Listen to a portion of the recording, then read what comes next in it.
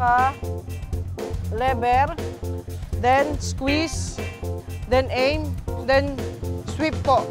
Ganun lang po kasimple gumamit ng Fire-X. Tanggalin nyo po yung hose, iikot nyo po yung lever, tapos po i-squeeze para kung nasan po yung apoy, ganun lang po kasimple. Para konting dagdag kaalaman lang po para sa ating lahat.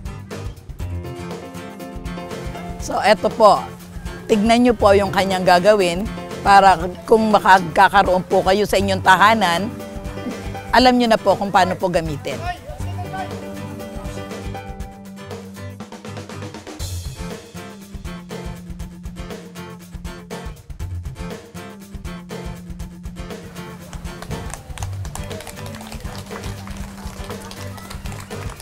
Ang natutunan ko po sa training is yung tamang paggamit ng fire extinguisher.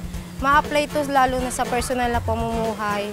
Kung paano maiiwasan yung pagkakaroon ng sunog.